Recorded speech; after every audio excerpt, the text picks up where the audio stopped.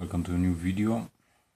This time we are going to talk about the Android 4.4.2 KitKat for the Sony Xperia Z1. So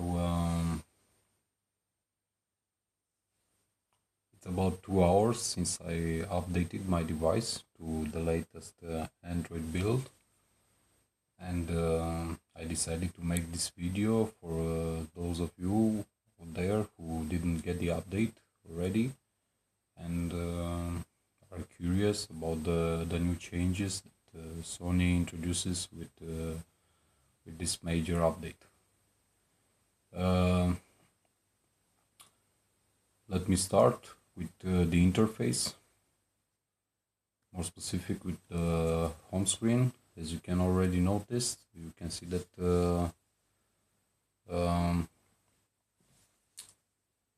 the settings bar is transparent. It also changed. You have like the pure Android toggles, no longer the Sony toggles that you experienced in the 4.3 build. As you can see, the bottom row for the soft keys is transparent.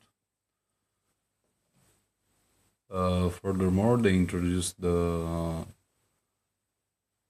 PlayStation 4-like live wallpaper, which I'm currently using right now. So if you want to change the color, you just have to scroll until the color changes. I find it annoying, but some of you may find it kind of cool. I don't know, it's your preference, but for me, I would have preferred it like in the settings of the live wallpaper, choose the color that I want to display and just use it. What else? Battery life. I know it's just the first discharge of the battery right now after the update, but and I might be very subjective right now, so you'll just have to wait for my full review of the Xperia Z1 in a couple of days to have a good idea about battery life right now. So what I've noticed in this couple of hours that I started using the smartphone after the update is that the battery tends to drain a little faster. Keep in mind, it's just the first discharge, so maybe the battery will go back to what I had using Jelly Bean 4.3, and it had a very amazing battery life on par with the LG G2 that I previously owned. So don't despair, don't freak out if you notice the battery draining a little faster right after the update. It is normal until the battery starts to make its full cycles of charging and discharging.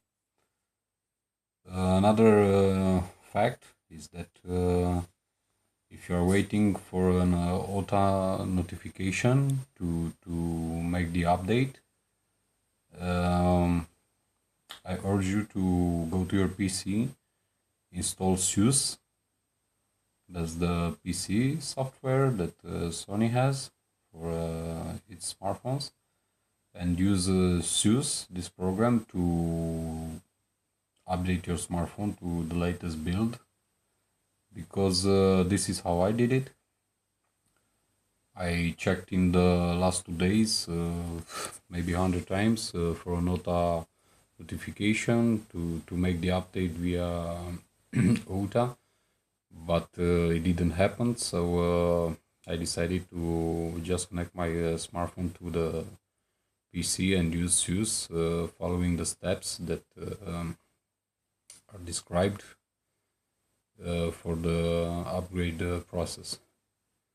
So if you're eager to have the latest build, just use SUSE. Other changes are in,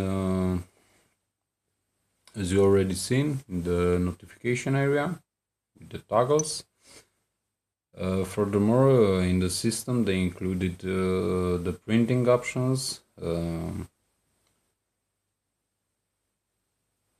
you can see here, such as Cloud Print. Some new themes in the personalization tab, some Xperia themes, slightly, but not something dramatic from the previous ones.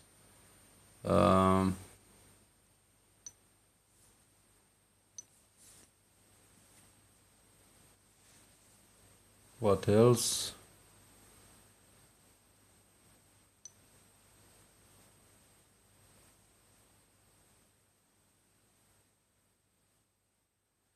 It's pretty much the same as Android 4.3. In terms of using the device, it feels slightly faster. Again, nothing dramatic. The phone was very fast on Android 4.3, so for me it's pretty much the same. Let's say it has it's a microsecond faster than on 4.3. Also, when you boot up the device, it starts with the new Xperia Live wallpaper. The biggest changes that I've seen so far are in the camera, where now you have the possibility to take pictures in 15 megapixel resolution, as you can see here, 15.5 to be more specific. These are the modes: 20.7, 8, and 15.5 megapixel are in 16:9 aspect ratio. So this is a good improvement, because you all know that on the previous builds there was a big jump from 20 megapixels to 8 megapixels. Overall, I noticed some slight improvements in picture quality. It seems that the noise has been reduced a little bit comparing to the previous builds of Android that this device had. Still, you can notice some noise, but comparing to the previous build, the pictures are far more better, in my opinion at least. Might be a placebo effect, so keep in mind that I just might be too subjective about this. But pretty much I think that there is a difference. And again, nothing dramatic, but still it's far more better than it was on Android 4.3. Also,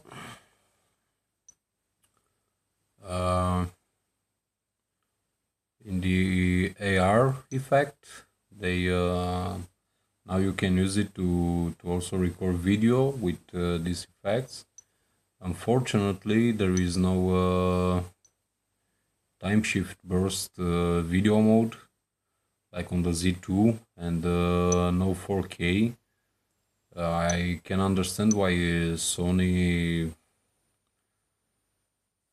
let's say, decided not to include this on this update, although the CPU is more than capable of taking 4K footage and slow motion or fast motion video. I understand it because they don't want to cannibalize the sales of the Xperia Z2, but still I'm kind of disappointed, not for the 4K part, but the time shift burst video mode, because I really like to take slow-mo videos.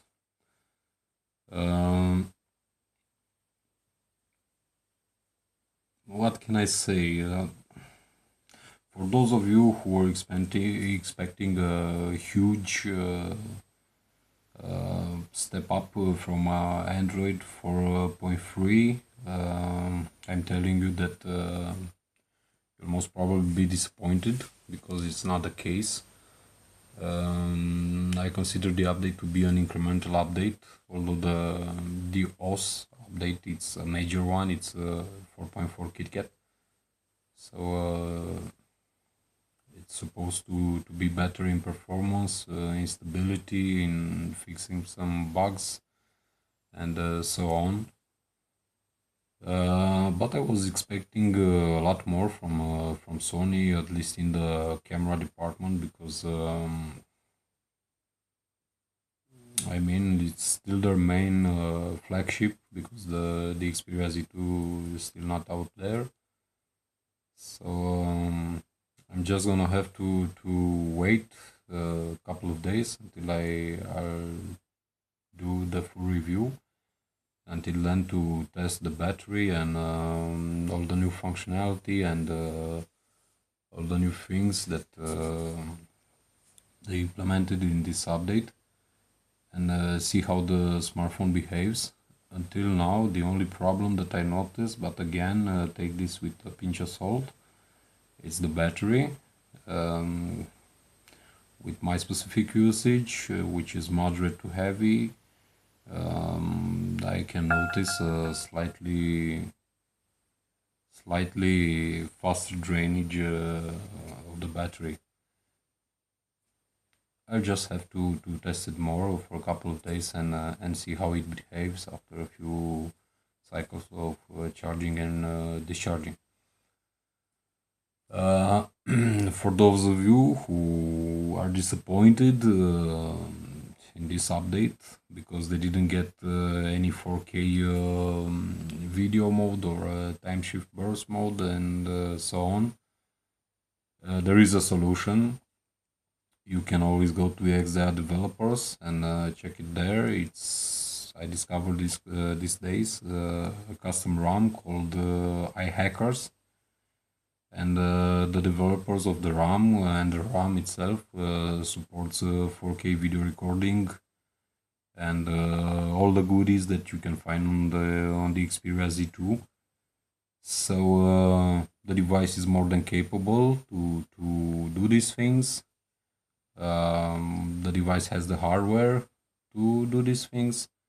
So in case you are a tech fanatic and you like to, I don't know, to fiddle with your device and try new things, then routing is your only chance, and the guys there on XDA developers will happily help you in having the best experience possible. I had the official ROM before the update. Now I installed the official update, but I don't know, maybe in a couple of weeks I'm gonna root my device and install custom ROM, because I really want to see how the 4K video mode works with the Xperia Z1. I also like to have all the goodies that you get in a custom ROM, such as the ROM that I told you earlier. Until then, I'm happy to get my device updated, the latest Android version.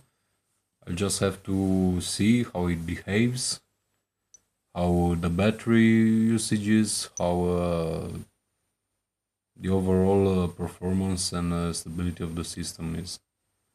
Uh,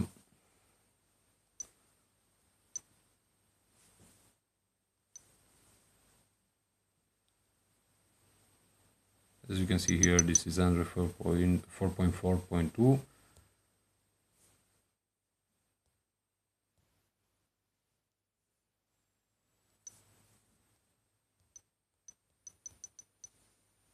So